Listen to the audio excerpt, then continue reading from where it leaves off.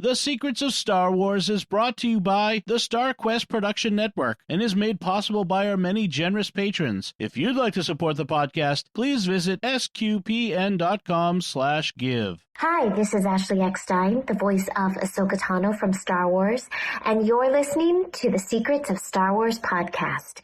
May the Force be with you. Hello there.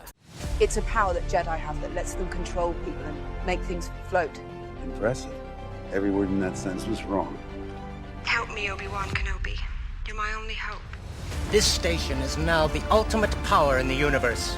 I find your lack of faith disturbing. It's against my programming to impersonate a deity. That's not how the Force works. Force is with me, and I am with the Force, and I fear nothing. Remember, the Force will be with you, always. You're listening to The Secrets of Star Wars, where we talk about everything connected to that galaxy far, far away. From movies to TV shows, books, and beyond, we are looking at the deeper themes and meanings found in the Star Wars universe. Be sure to follow The Secrets of Star Wars on Apple Podcasts, Spotify, or your favorite podcast app, or on the StarQuest YouTube channel. You can also find us on Facebook at facebook.com/StarQuestMedia.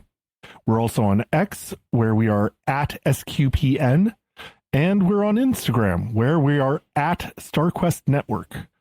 And be sure to get your official Secrets of Star Wars merch at sqpn.com/merch. I am your host, Robert King, and joining me tonight on the panel are Kathryn Laffrey. Hi, Kathryn. Hello, Robert. And Patrick Mason. Welcome, Patrick. Howdy, Robert. So, at long last, we are starting on Andor Season 2. This show is dropping 3 episodes a week, and each 3 episodes complete a mini arc for the series. But because we want to do each episode justice, we will be taking them one at a time. So each of our podcast episodes will be doing one episode of Andor Season 2. That means we'll be running behind the series, which is maybe not ideal, but we, like I said, we wanted to do each episode justice, and we decided this was the best way that we were able to manage. Because of that, though, we're not going to worry too much about spoilers for later episodes of the series, because our podcasts will be generally dropping well after the episodes are dropping on Disney Plus. But we will try to note whenever we mention something from a later episode, just so you know. But for tonight, we are looking at episode 1 year later. And this introduces the main plot threads of the first arc of Season 2. So Cassian is stealing a TIE Avenger. Mon Mothma's daughter is getting married on Chandrila. Bix, Brasso, B2 Emo, and Willman. Why doesn't Willman's name start with a B? Everyone else's does. It could have been so anyway, the B family are working on a farm on Mina Rao.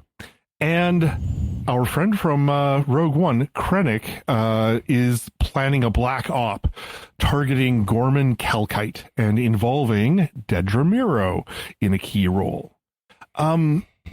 Before we dive into the details of episode 1, I do want to ask, did you have any thoughts or quick general impressions, just one sentence or so, maybe, about the first arc as a whole? Don't do a 3-episode arc that's longer than a movie past my bedtime. That was very rude of Disney Plus to make you watch it that way, wasn't it? Like, come on. It's too late for me. I'm in Eastern time. What about you, Patrick? I loved everything about it. Everything. Yeah. Okay. We'll just everything. Yeah. We'll just start right there. I have no detractions. Yeah. All right. Well, let's dive into the details of episode 1. And the way it's presented, it sort of cuts between all the different plot lines, but I thought maybe we should take each plot thread on its own, because they are at this point pretty independent of each other. So let's start where the show starts, with the tie heist. Just this great opening shot of the lights coming on in the hangar, and there's this really wild-looking TIE fighter that is not identified in the show, but everyone has clearly identified as the TIE Avenger.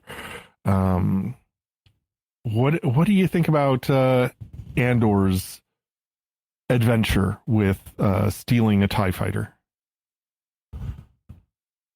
So I thought Jason Bourne did a really good job coercing this poor innocent girl into working with him. Oh, wait. I mean, Cassian. It took me until the second episode or second season to go, all right, who created this? And then all of a sudden, all the pieces fell into place. Why season 1 felt like this great spy thriller. And then all these little characters just seem so dang familiar. And wouldn't you know it, Tony Gilroy was the great mind behind Jason Bourne, which I do enjoy those. Those are fun. But now it's just all, this is Jason Bourne in Star Wars. But yeah, I love that. Is that the studio? Is that a good thing for you, or is that a bad thing for you, Kathryn? It was fine for the first season. So far, second season, there's elements of Jason Bourne that I don't need in Star Wars, which you get into later episodes also. But I mean, I've never been a big fan of Cassian. I never had the supposed crush on him that all the ladies do. And watching him in, Rogue One, no. And then, how could you? No, sorry. He's a cold-blooded killer who's not brainwashed like Jason Bourne. So, yeah. So no excuse. No excuse. He's not the anti-hero with a redemption arc. Ever. We know how it ends. So I'm sorry. I did very much see him sort of studying under Luthen Rail. Yeah, as he was talking to and now I'm blanking on the Imperial gal's name, Naya. So he's talking to Naya, and he's saying this right here, right now, and I'm like, okay, you're getting your script from Luthen, and that alone, more than anything else, I think, made me feel the gap of a year between season 1 and season 2. That this is a very different Andor already than the one we knew in season 1. And I'm also on record as not finding Andor to be. I don't dislike him. I just don't find him to be that compelling of a character. And I don't find him to be, morally admirable either. So that said, I think he sort of stepped into the simple Jason Bourne action hero role here. And I think it worked, for my taste, dramatically, better than like the deep character study of season 1. Yeah, I generally enjoyed the conversation. Let's hear your boy crush on him. No. Well, let's see. Let's break it out. He's a very pretty man. Well, it's very true. It's very true. It's very admirable. Although I really fell in love with Abrazo. Like immediately upon seeing him on screen, my daughter went, "Hey, it's you, Daddy," and I'm like, "Yes, it is." Like, I guess I have to. I would take that compliment. On. Yeah, done.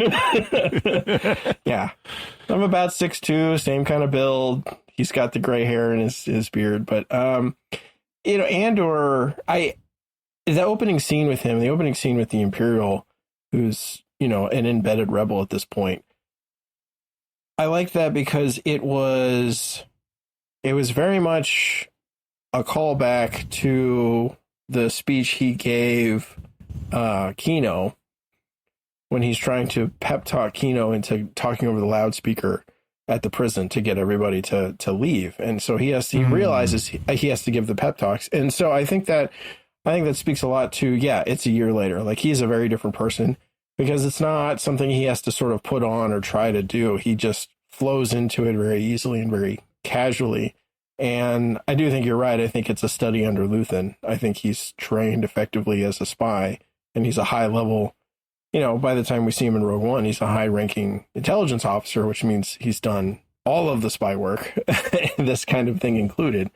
And, you know, but I think there's a question mark there, like, how much does he really mean, right? And that's the problem with being a spy is when you say something, how much of what you say is trustworthy? And human beings being naturally trustworthy creatures, we always want to believe the best in people. And when you have a spy, that's exactly the kind of thing spies play off of. So how much of what Cassian said to her was real and how much of it wasn't? And I would kind of fall on to the two sides of it, because I think when he asks her, is 12 minutes enough? He really means it, because I think he wants to make sure that she gets away. Now, whether his motivation is, I want her to get away because she's a potential useful asset down the road, like, I'll see you down the path, or I want her to get away because I really care about her as a person, I don't think Andor would be able to answer that question.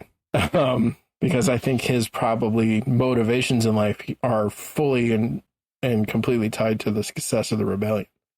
But I think we see that sort of play out in this conversation because, like you guys said, this is a very Jason Bourne conversation when he's not talking to whoever he ends up falling in love with at the end of each of those movies. So when he said, I'll meet you down the road, I thought he was going to, like, pick her up and take her away. And when he left the planet, I'm like, you jerk, you left her behind. Well, that's but he gave me slight creeper vibes because of her innocence and the way he was talking to her. It sounded very manipulative in a very subtle way. And I mean, my mom creeper alert was going off on that. Like, girls, stay away from him. I don't think you're wrong. I do think that the her not going with him in the ship, that didn't set off any alarms for me, because in season 1, after the Aldhani heist, everyone scattered as well, and so scattering for a mission, that seems like standard operating procedure.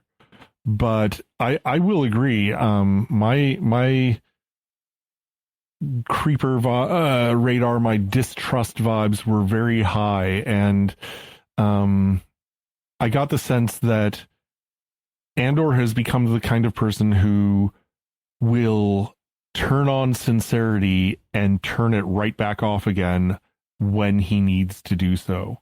And so it's not anything that you can deeply trust. I'll just even put if it what out he's there saying now. happens My prediction, to be correct or true. Sorry, I was talking over you, Kathryn. No, I was talking over you. So my prediction, I'm just going to put it out there now, because we're talking about whether or not we trust him and then Luthen's influence on him. It just came to me like today where I was like, oh my gosh, Andor is going to kill Luthen, and he's going to thank him at the same time. It wouldn't surprise me. Yeah, that's honestly a fairly common trope within intelligence community movies and spy stuff. It's the old spy gets killed by the new spy he trained, because the old spy recognizes he is too much of a danger to the group that he helped to let live, and then normally he sets it up so the new guy kills him. So that would not surprise me at all, especially as much as the show has drawn from other shows. Seems very Sith-like too. Well, Luthen gave us that speech, which I kind of think is sincere. I've given everything for a sunrise I will not see. And, I will be damned for what I do.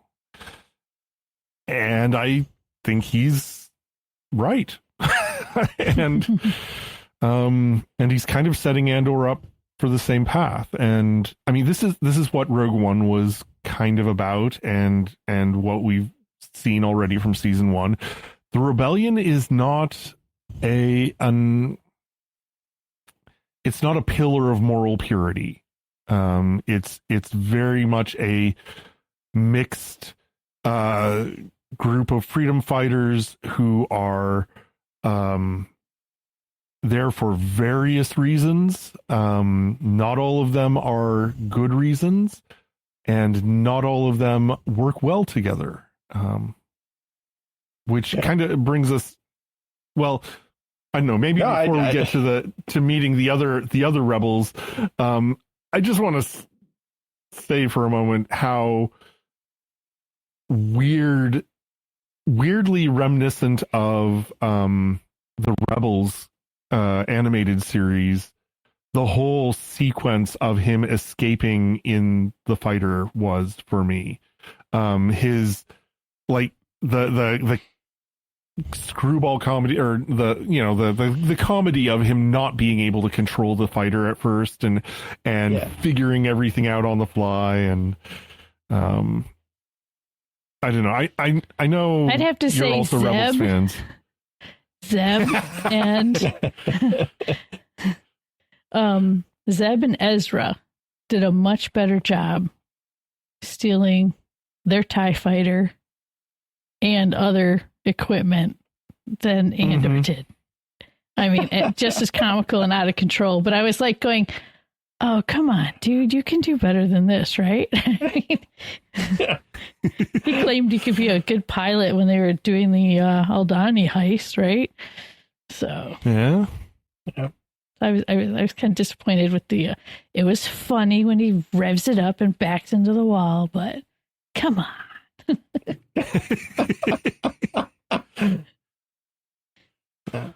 It also gives us probably the most spectacular visuals we get, at least in the 3 arcs, I think, is from a wide vista escape kind of a thing, is his escape from Sinar, that, and the fight with the 2 TIE. I think they were TIE Advance. I'm not absolutely sure with on the that. sort of curved right panels, coming after him. So that was visually spectacular. I always love ship combat, so I mean, really all fun. the weaponry was impressive too. Just the way they kind of, you felt like you understood how it worked a little more because you saw more of the mechanics on the ship, so that was pretty cool.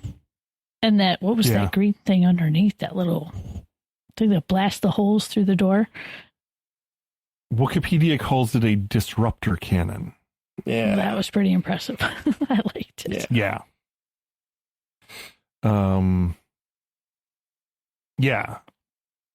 So he quite clumsily gets away.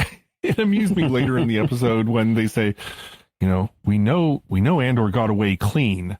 It's like, that was not clean. There was nothing clean about that getaway.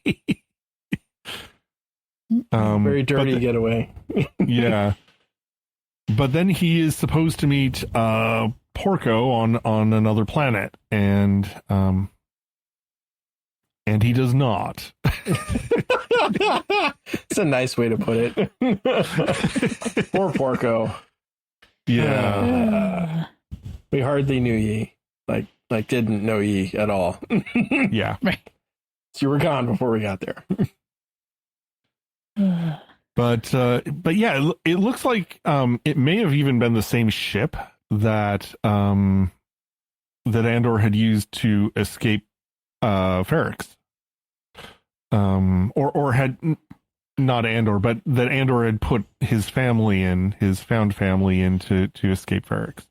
Right. Because he says, "What did you do to my ship? It's ruined." Yeah. It's like, it's my ship. What did you do? Yeah, well, kind of like the Mandalorian, he now has a new ship. He has his TIE Avenger. Yeah.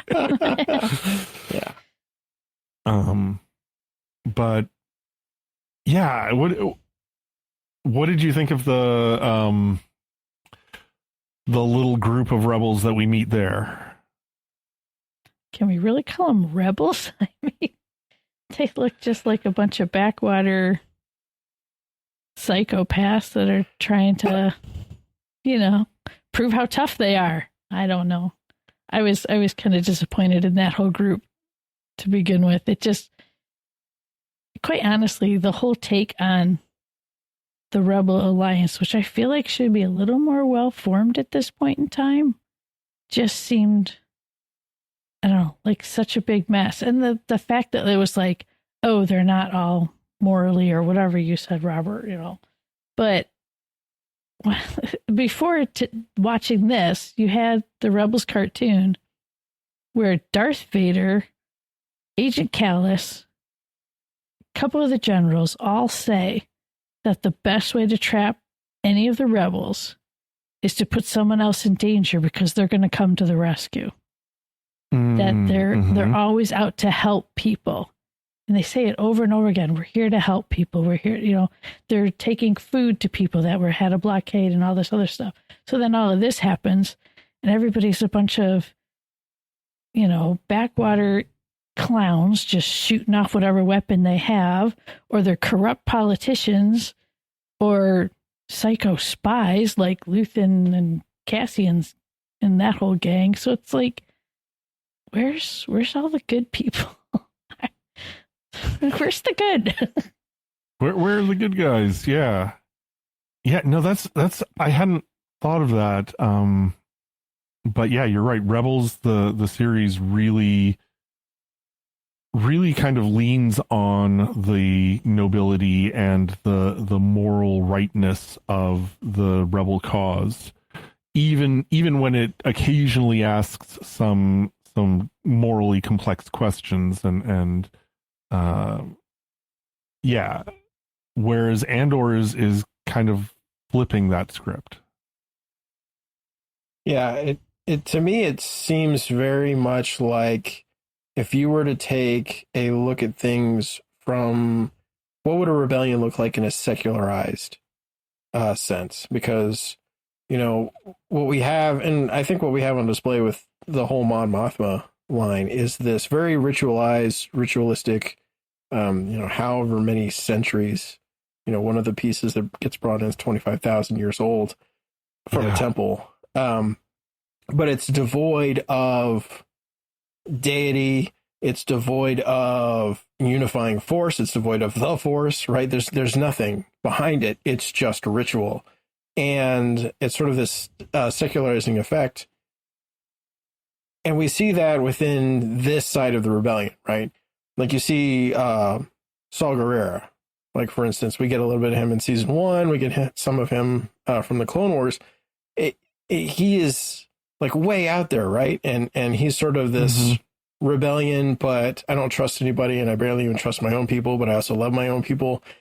But there's no like unifying force at or behind or necessarily, moral crusade going on. And that's the same kind of folks we're dealing with Andor. And I think it is a little bit disconcerting that Mon Mothma has been put in that role because she's always been, especially in the Legends material, as sort of this pinnacle of moral fortitude. And we may get to see more of that. Hopefully we'll see more of that through the next 3 movies effectively that we're going to get from this show. But we're seeing very much the other side of that ball. What does it look like when you disinfect, the rebellion and take out even, the sometimes problematic Jedi morality that we've discussed, in the past? And this is what you get. And it's this, group of people who are effectively almost out for themselves, who are unified by their hatred of the Empire. And being unified by hatred, that's a tough sell. And it leads to problems, right? And what we see on display here is it's theoretically a group of rebels who have fallen apart because they've lost their unifying force, which was their leader. and are now negatively affecting another group of rebels, even though everybody's out against the Empire. And it's sort of this fractious display of, in my mind, and I'm not sure if the directors or writers were going for this, but when you don't have a heart inside of the rebellion, what does it look like on the ground? And this is the kind of thing that happens. Well, Patrick, and you that's get the so sense. amazing. Yeah, go ahead, Sorry. Kathryn. Just that what you said about secularizing it, secularizing it, and like taking the heart out of it. There's one scene that stood out to me because I just did a podcast on it on Secrets of Sacred Art. Saying Drilla, say it, or yeah, how does Mon Mothma say it? Chandrila? Yes. Chandrila? Chandrila, the planet. Yeah. That is Montserrat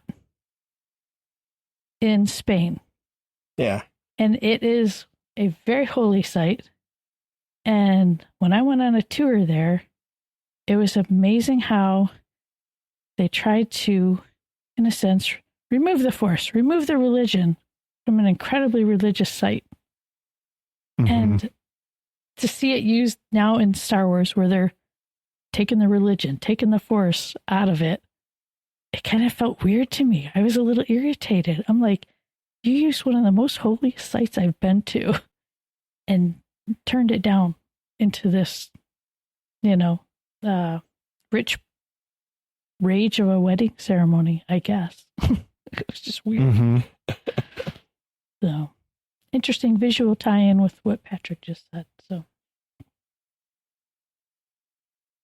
it is, yeah. You very much get the sense that Mon Mothma and Luthen are seeing the rebellion as a unified movement or force, but each group, each cell, as it were, is functioning independently, and it's hard to tell how much that's part of Luthen's plan.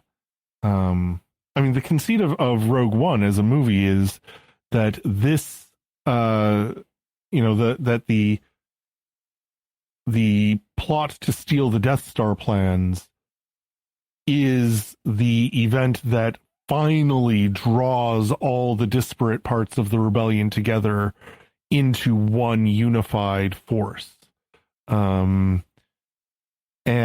so it's not surprising that you have a lot of broken up and disparate cells. But what's not clear to me is like, how much is that intentional and how much is that, it could be intentional to keep each one safe and to keep information safe. You only know, you can't betray what you don't know.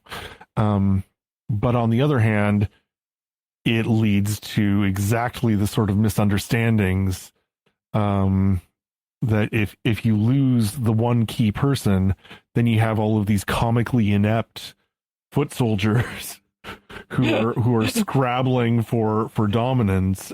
And yeah, I wonder how much of their dialogue was ad-libbed, because it flows so well, like a bunch of people who haven't eaten in 2 days just backbiting each other and trying to find a way. And it's so believable and at the same time comically bad. Yeah. Oh my. So you mentioned the wedding preparations on Chandrila and how that was filmed at Montserrat. So let's jump to the whole wedding subplot or the wedding thread of the plot. I found Mon Mothma's attempt to keep everything in balance and in order when things were very clearly beginning to fall apart. I found that to be maybe the most compelling thread of this first 3-episode arc for me. And I think part of it is because, my view of Mon Mothma is like the the moral and visionary center of the rebellion. And you can see her struggling to hold everything together and to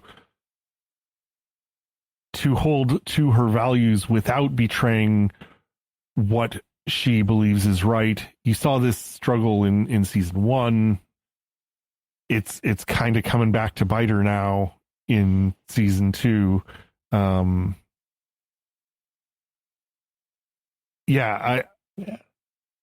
ahead, Patrick. I love how they start this sequence out. The very first shot you get is these, giggly girls, running along, being led by, Lita, the daughter. And then what are they giggling about? And what is this? And, all this little girl stuff effectively. And then, oh, it's a wedding dress. And so you get this very this childish sort of sudden turn into marriage, right? And it turns it's very much like, the half-orc kicking the door in D&D and getting charged by the kobolds. Like, this is the surprise. It's a year later. It turns out they're getting married. Like, there's no, like, you from the last scene in Andor season 1, where it's the introduction, the formal introduction by Chandrillin matters. And now the first scene is, nope, we're getting married. And she still has her braids. So this is the full-blown traditional Chandrillon, and it's just such an interesting way to sort of show that, like, we've gone from sort of the nascent small to everything is getting really big now, and everything is getting adult, and in a lot of ways, Mon is not, she can't just flirt with the rebellion anymore. She can't just date the rebellion. She's got to marry it. And that is sort of her struggle through the course of this, and like what that costs and what that means. And one of the amazing cinematographic, I don't know if I said that right, tricks that they do with her is the camera is always spinning around her. There are points where it stops when she's in conversation with people, but it spins. And as you move from episode 1 to 2, it spins a little faster. And when you get to episode 3, it spins a little faster. And as you move through episode 3, it gets faster and faster and faster until you get to that final scene. And she's spinning with the camera and everybody's spinning. And you can see everything is just completely out of control for her. So I hadn't noticed that camera work. That's a good spot. Yeah. It's fascinating how that fits in with the architecture. So you have all of these circles, which are supposed to be unifying, holding everything together in perfect, shape. And yet they move.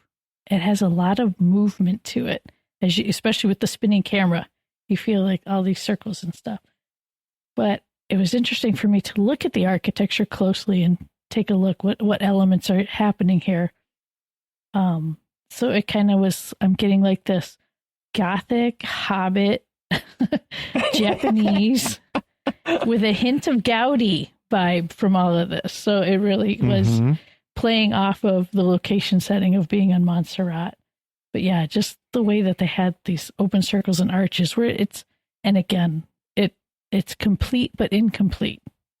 These archways, because it's just the arch. It's not filled in all of the places. And you had a lot of circles happening out through everything, where it's like you're trying to keep everything bound together. Like, we have to hold it together. Like you're saying, she's like trying to keep herself in control. This can all work out. She gets to the point where she's like any mother at a wedding trying to orchestrate everything to be perfect. So it's just not going to happen, especially when Luthen shows up and the way he switches character back and forth. Oh my gosh. Yeah. He needs Best Actor for this, because I'm very impressed. And even his face physically changes when he starts flipping from his little art collector guy to, all right, who we got to knock off next? It's just, dang. He feels more Palpatine-like than anyone right now. Indeed. I was getting villain vibes from him in season 1 and very much continuing to get villain vibes from him now.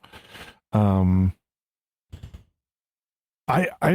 think Mon Mothma's performance was excellent as well. The rapidity with which her facial expression would shift, whereas Luthen was shifting like on command. He changed his face to meet whatever situation he was putting himself into. Mon Mothma was reacting to everything that was going on around her, and being surprised and being dismayed that she was surprised because she was the one who was supposed to know things. I'm thinking of the banker, Tay, is that his name? Tay. Talking about how he and his wife or his partner are no longer together, and she's almost horrified at the news. And I'm sorry, I have to laugh just a little bit because that actor was in The Crown, and as soon as he talked about his wife leaving him, I'm like, poor Peter Townsend never gets his girl. No.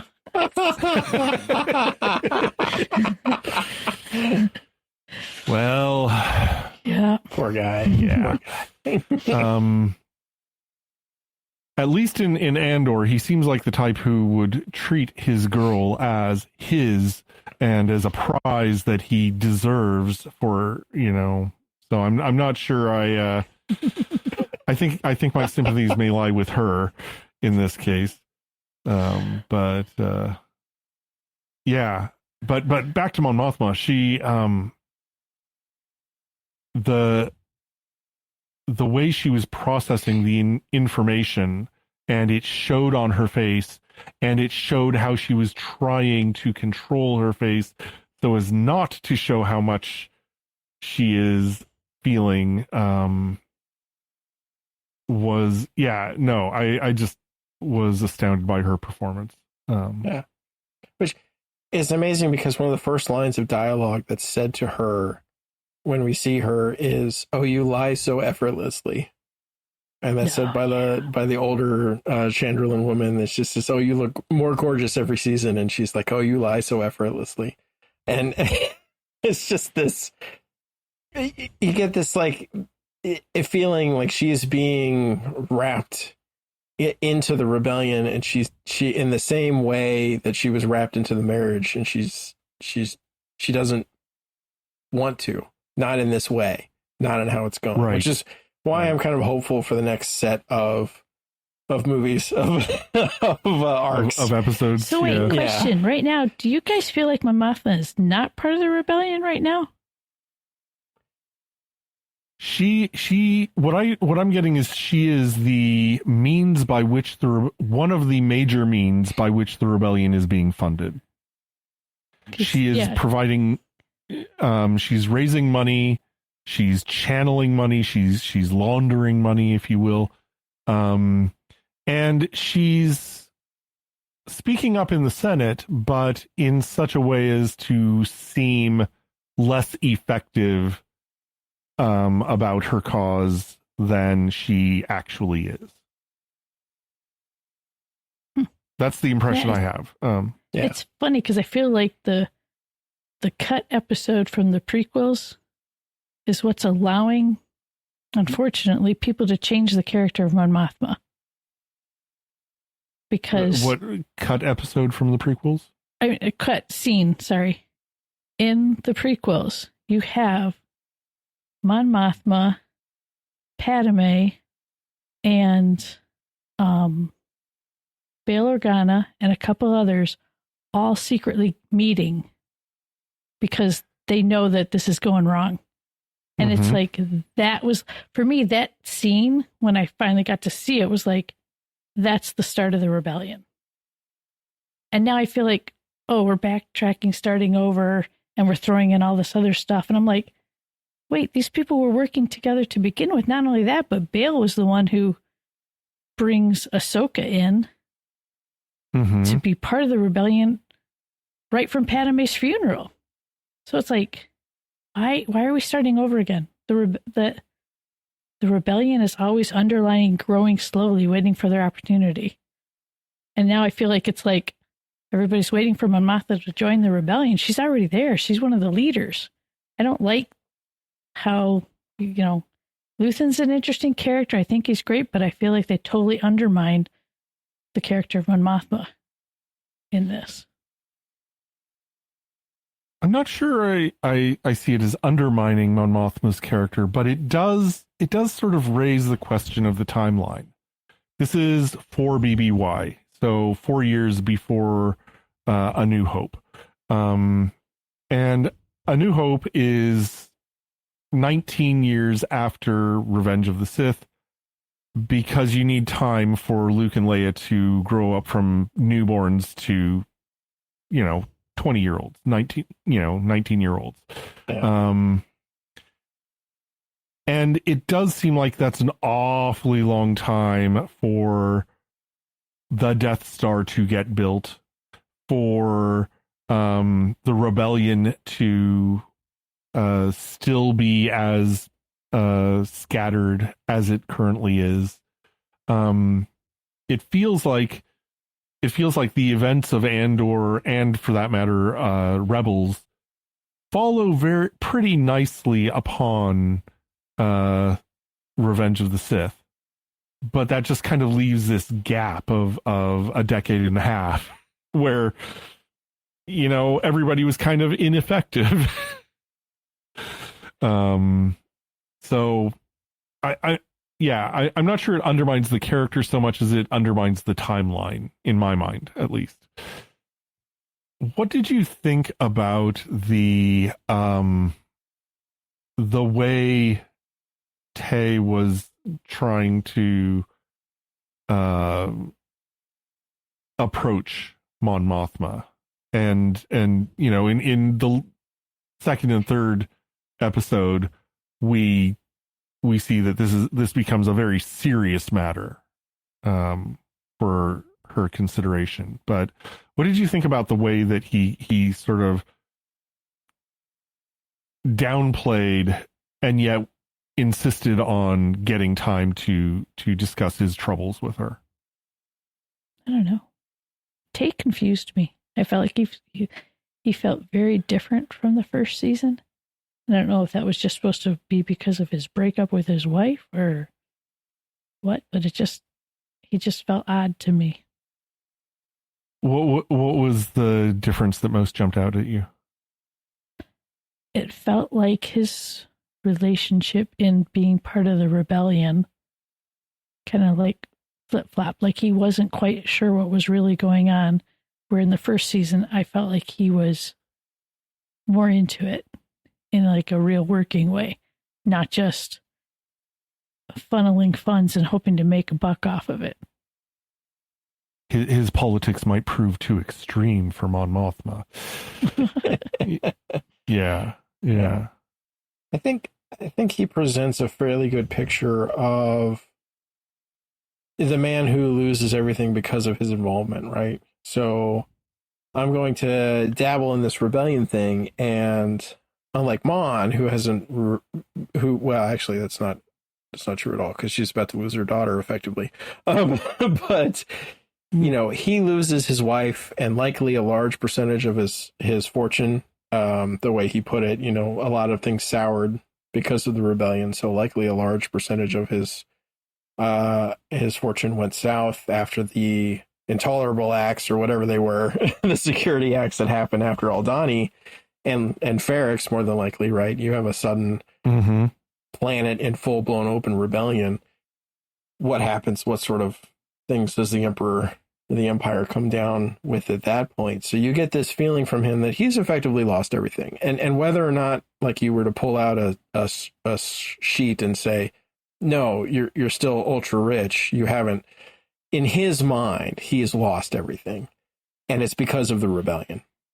And he's not in it the way Mon Mothma is. He doesn't have the confidence of, Axis, and he's not, involved in any sort of big plots or anything. He just helped one person and then watched his bank drain away. And so I think from his perspective, he blames the rebellion. He sees Mon Mothma as attached to that. And instead of going, because I think if he had gone to her in friendship and said, hey, like the reason I want a meeting with you so bad is because I'm drowning here and I need your help, you get a very different play out than the, hey, I helped you and I ended up, on the short end of the stick, and now I want mine and I'm willing to go somewhere else to get it if I need to.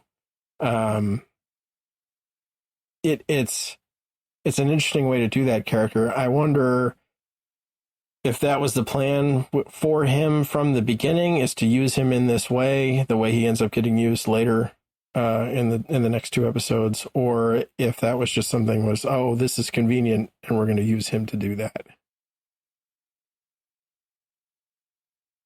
Yeah, I got the sense that he was against the Empire in season 1 because it was bad for the Empire was bad for business. And now the rebellion is also bad for business. And Mon Mothma is in the rebellion because she values freedom and the Republic, and is opposed to the tyranny and brutality of the Empire. But I think you're right. I don't think he recognizes that. I think he just sees his own bank account. Yeah.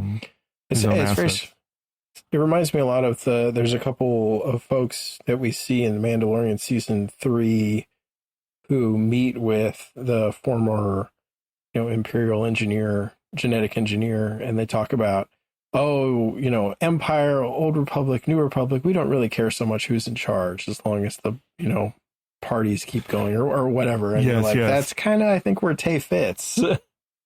Yeah, I can see that.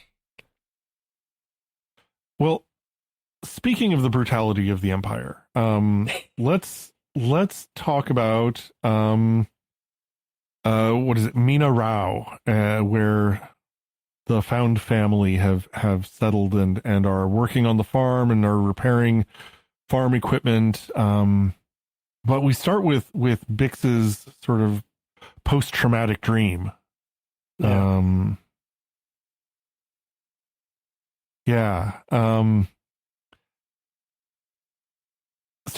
we it's a very kind of idealistic pastoral setting in a lot of ways, and yet we're introduced to it with this moment of horror.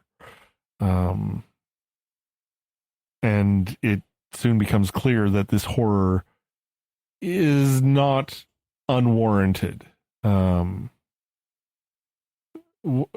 are your thoughts about how they were settled in there, and how the Empire began to make its might known? It's interesting because this is for simplification, a food planet that the Empire uses to feed the troops, which is what we saw in Tales of the Jedi with Ahsoka. She was on one of those planets, which was originally in the book about Ahsoka, which isn't fully canon. So at first I thought that's where they were, that same planet. It just kind of, the way it was laid out and drawn and everything, it just seemed like the exact same thing. There's hills, there's caves, there's, wheat fields, endless wheat fields. So the Ahsoka incident with all of this happened 10 years earlier, 8 years earlier.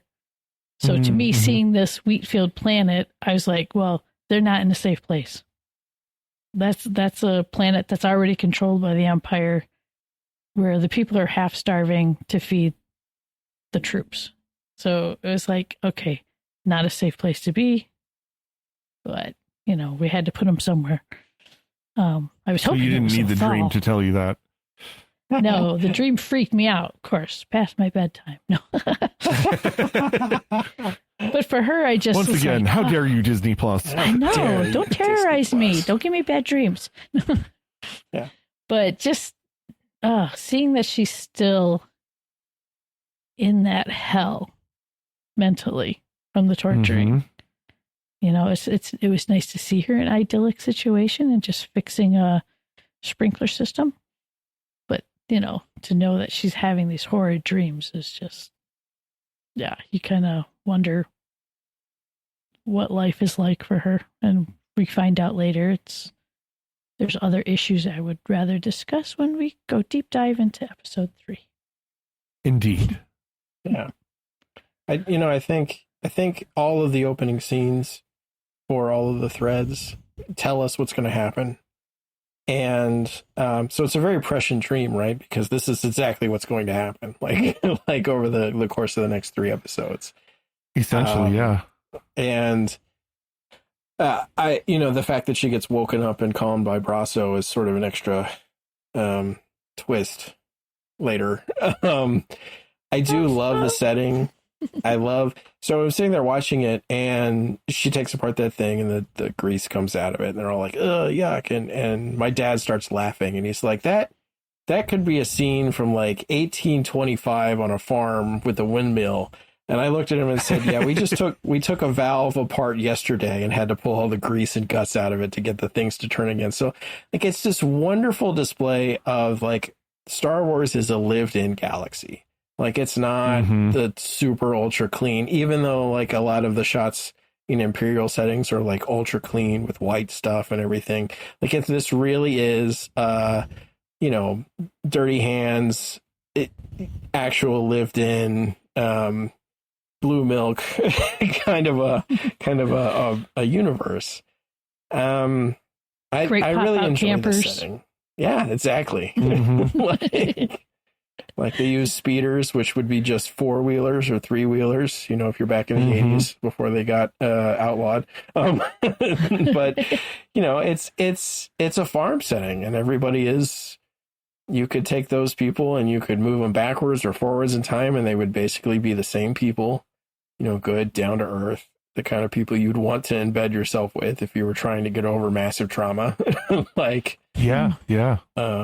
It's just unfortunate that I really love the fact that of all the planets, it's the one where you see the little tagline, Outer Rim. So this is on the far-flung reaches, and even then, you see the Empire show up. Yeah. Mm-hmm.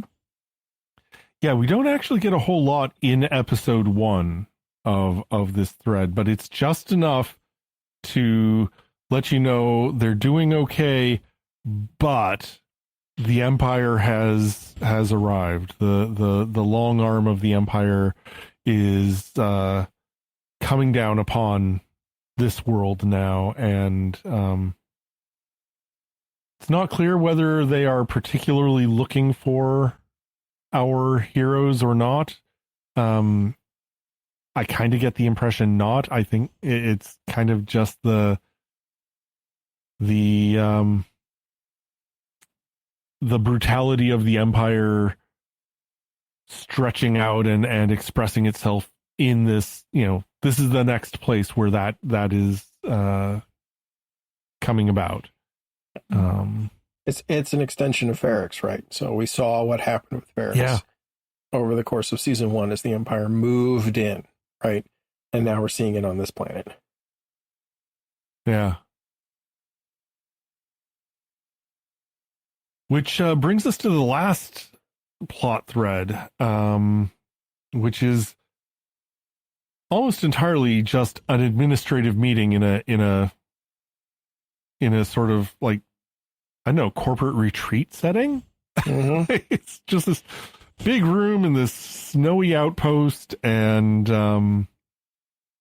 yet it is completely off the books. No notes, no records. Nobody was actually here.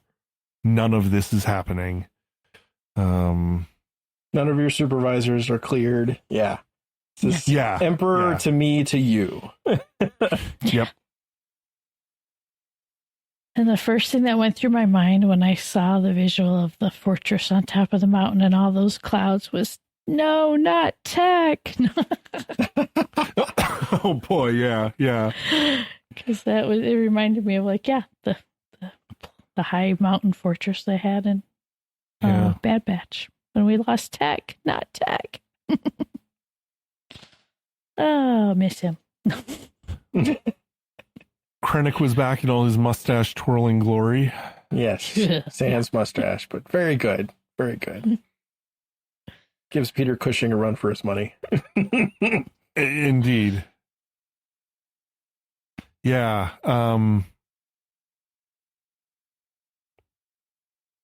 I really appreciated the sort of private side conversation he had with Dedra after kind of laying out the, you know, what the Empire is after with Gorman, and if we can't get the what's the mineral, the calcite, or if we can't get a substitute for it, yeah, then we will have to make sure that we have a presence on Gorman that, you know, no resistance will be able to overthrow. And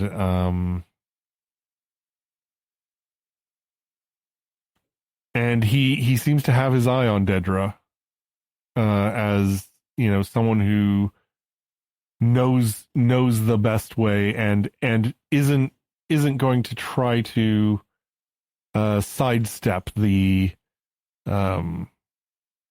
cruel and brutal decisions that need to be made. Yeah, I like seeing competent Krennic, because it's always problematic for me seeing people in high places who are incompetent, right? Mm-hmm. We get so little of Ozzel. He was an admiral and he dies almost immediately because he jumped too, you know, he is clumsy as he is stupid. Yeah. But you got to figure these people are competent in some way. And Krennic, coming off of Rogue One, just seems like not. He seems sort of foolish or you know, just not very good at his job or whatever. But I really like him in this series because he becomes very much the what it looks like within an organization to be grasping for power's sake. And it's such a good representation of what the entirety of the Empire represents, from Palpatine on down to anybody in line. Like, what is it by you to grasp for power and even to get it in the long run, right? And we see how that plays out with Palpatine twice, and we see how it plays out with Vader. We see it almost twice with Vader too. We see how it plays out with Tarkin. We see how it plays out with Krennic, and it's interesting.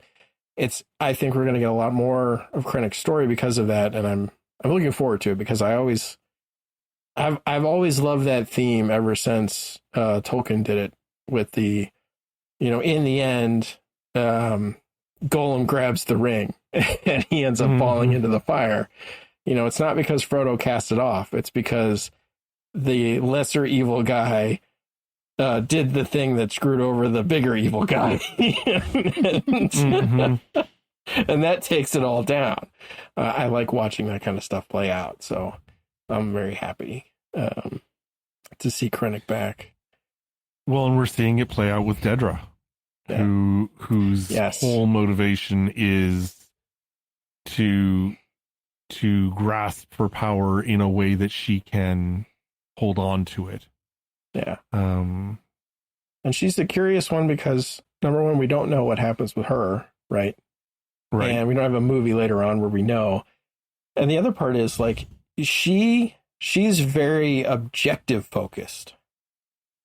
Like, she wants access, right? And we see this sort of play out further in later episodes, but she very much wants to figure the thing out, right? And that is what she's doing through most of season 1, is she's trying to figure the thing out. And there is some power grabbish type stuff that she does. There's a power struggle with one of the other ISB supervisors, but for the most part, it's a means to get the information that she wants, or to get to Ferrix in order to get to Andor, to get to Axis. So she is always trying to do something. And I'm wondering, at some point, does she wake up to, like, what's actually going on and how the Empire runs, and the fact that it doesn't care like that you're trying to accomplish this goals for it. You're just another cog in the machine. That question came up for me as well. A couple expressions on her face made me wonder if she had possible second thoughts about what was being asked of her, what was being asked of everybody in that room. Yeah.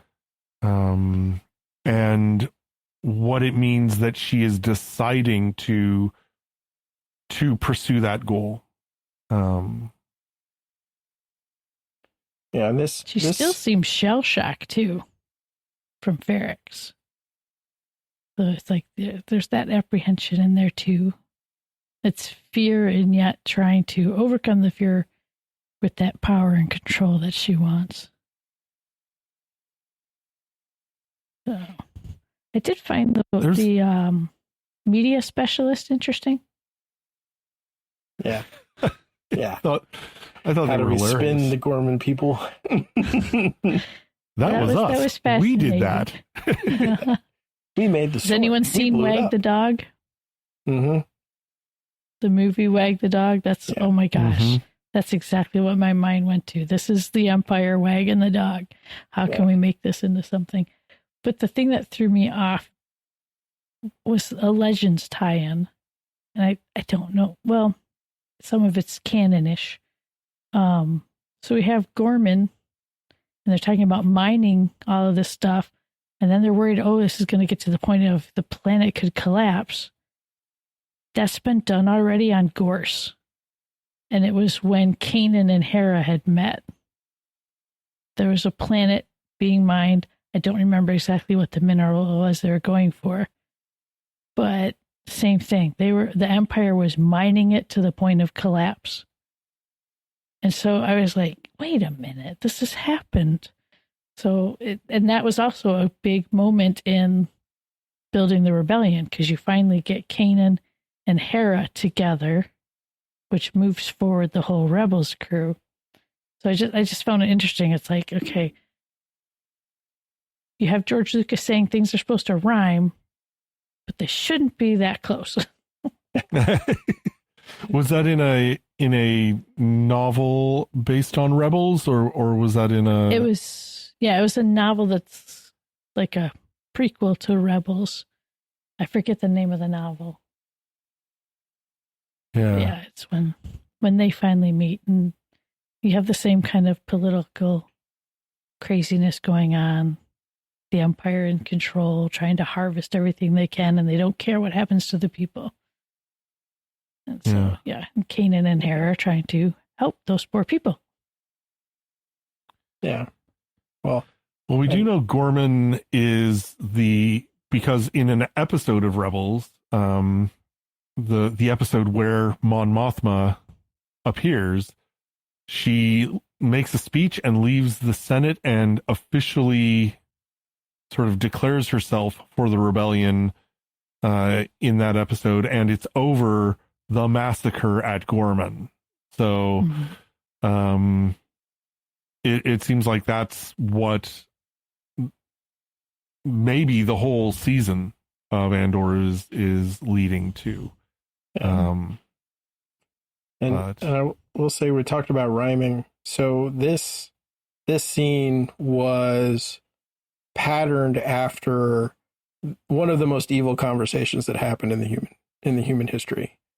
And that was a 90-minute conference that was held on a small lake villa in Germany between Reinhard Heydrich and a slew of other, about the same number of other high-ranking Nazi officials within the Air Force, within the Navy, within the SS, to come up with what became this final solution to the Jewish problem. And there are two movies that have been made about this conference. One of them is Conspiracy, and that was in 2001. And the other is The Conference, and that was made 2 years ago. And if you want to feel for what the similarity between this and those this was almost shot for shot taken from the 2001 movie. Really? Yes. Like it's chilling. Like when it first started, because I studied Heinrich for abnormal psychology course in college, and so we watched the movie as part of that, and it's chilling when that came on. And it was like, why is this so like familiar and embedded? And it took me a minute, and I realized, oh, this is what they're trying to get across. Like this is highest comparison that the Empire has ever been to the Nazis. Because it is very much that, and it starts the same way. There's no records, there's no recording. Everything is going to be burned after this meeting. They're showing, one guy actually keeps his notes, right? And that's why we know the thing happened in the first place. But almost, they have, everybody throws their stuff into the fire afterwards. Nobody else gets to know about this. It's all secrecy. And the little side conversations that happen are almost one for one.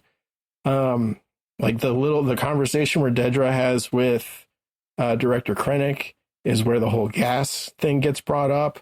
It is such a masterful recreation of that event in history in Star Wars to show you like just how evil the Empire is. They're not just space Nazis because of how they look. They're actual space Nazis. Yeah. And it's just like, even the food, the little dish the guy picks up, and he's talking, the admiral's talking with the other guy about the logistics, and maybe we do a plague, or maybe we do a natural disaster, and the other intelligence officer's like, well, we've gamed that, and that doesn't work, and that goes into a lot of chaos. Like, that conversation in and of itself was almost pulled from the movie. So this whole scene was just a masterful way to convey like the evilness of the Empire. And I think we're right. I think it's going to be the thing that really galvanizes Mon Mothma into, I can't just be a financier of this rebellion thing. I need to get my hands dirty, because otherwise why am I doing this? Yeah. Well, there's a lot more to come in episodes 2 and 3. All of these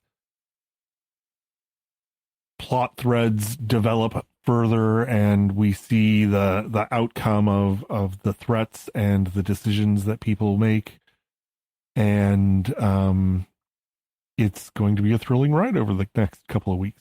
So, plus a super uncomfortable dinner. Lots of uncomfortable dinners. Yeah.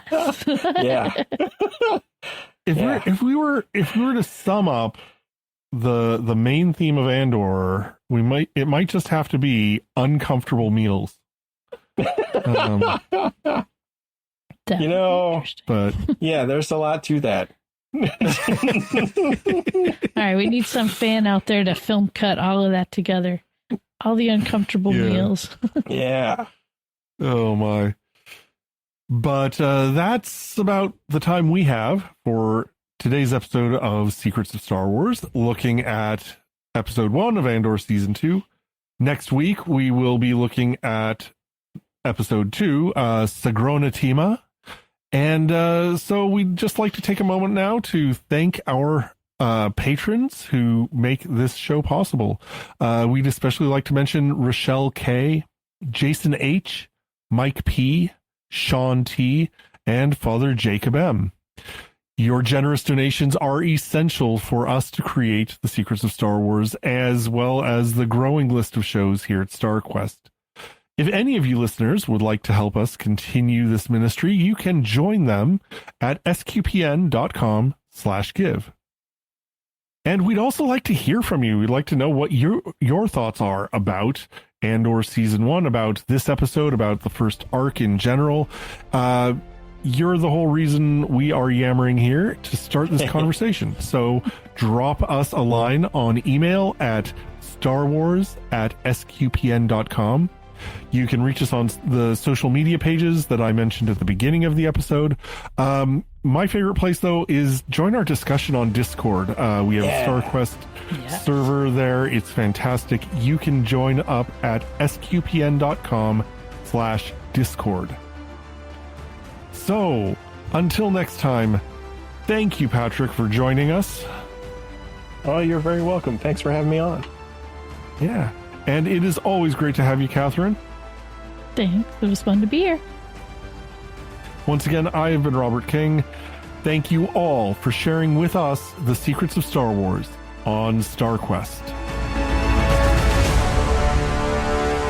Here's another show on the StarQuest Network you're sure to enjoy. Vatican II in a Year. Find it wherever fine podcasts are found or at sqpn.com/Vatican.